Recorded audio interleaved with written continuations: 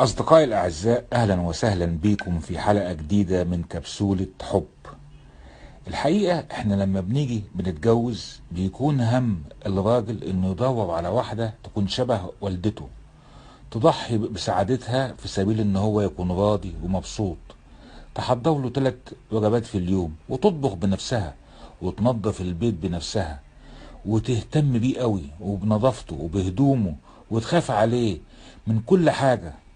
نفس القصة بالنسبة للبنت لما بتيجي بتتجوز، بتفتكر ان هي هتتجوز واحد تكون هي اهم حاجة في حياته، وتكون قمة اولوياته. لو عايزة لبن العصفور يجيبه لها لان هو المسؤول عنها وعن اطلباتها. بتدور على واحد يكون بيحبها نفس حب والدها بالظبط، ونفس خوفه عليها. الحقيقة ده ما بيكونش في الحياة الزوجية زي ما احنا ما متصورين كده. الحياة الزوجية مختلفة عن ده. مش معنى كده ان الحياة الزوجية اقل من حياة الانسان في بيت اهله، لا، بس الحياة الزوجية فيها تكامل واختلاف عن الحياة في بيت الاهل. يعني مش لازم ان هو يكون حاطك في قمة اولوياته وتبقى انت حاسة انك انت اهم حاجة. هو المفروض ان هو يحسسك بده، لكن هو في قمة اولوياته الشغل، عشان يقدر ان هو يوفر لك ويوفر لنفسه ويوفر للاسرة الحياة الزوجية الكريمة والسعيدة. لان احنا النهاردة عايشين في مجتمع مهم جدا فيه ان الدخل الاقتصادي يكون مرتفع على قد ما نقدر. شريك الحياة ما هوش شخص كامل ما عندوش مشاكل، ولا معاه عصاية سحرية هيحل بيها المشاكل اللي موجودة في البيت، ولا هيجيب لبن العصفور.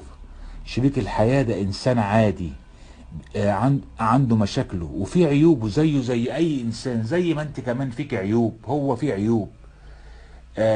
انت جايز ما تكونيش عارفه مشاكله ولا طباعه ولا ظروفه ولا عيوبه، لكن مهم جدا انك انت تعرفي ده وتبداي انك انت تأقلمي نفسك مع الحياه الزوجيه الجديده. نفس القصه بالنسبه للزوج.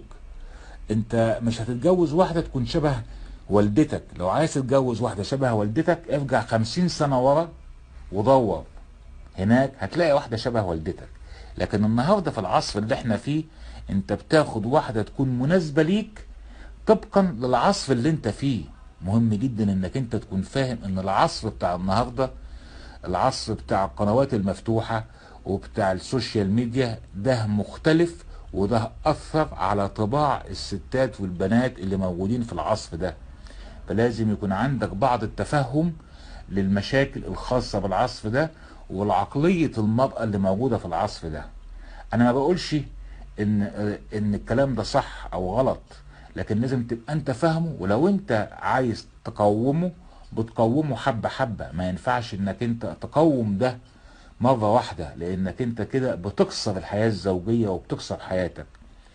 مهم جدا ان احنا نكون حاسين ان الحياة الزوجية دي عشان نشارك بعض فيها كل حاجة، نشارك الصعاب ونشارك المرض ونشارك الغنى ونشارك الفقر ونشارك الصحة ونشارك القوة ونشارك حياتنا ونشارك المشاكل بينا، نتحمل المشاكل سوا. ما ينفعش ان احنا من اول مشكلة نبدأ نغضب ونزعل ونبدأ ننقر العشرة. مهم جدا اننا نستحمل عشان نكمل حياتنا الزوجية بحياة فيها اقل قدر من المشاكل واكبر كم من السعادة.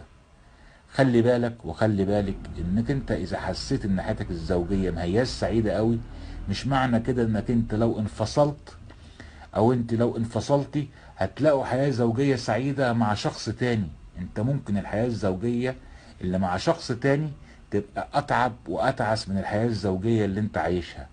اذا كانت حياتكم الزوجية ماشية والدنيا الى حد ما جميلة، ما بنقدرش نحقق كل حاجة، لكن بنحقق حاجات كتير، حاسين اننا الى حد كبير مستريحين، يبقى لازم اننا نهتم بالحياة دي ونحاول اننا نكتر مساحة الحب والسعادة اللي فيها، وما نفكرش خالص في الانفصال. انا بكده بكون خلصت حلقة النهاردة. كان معاكم خالد شهاب.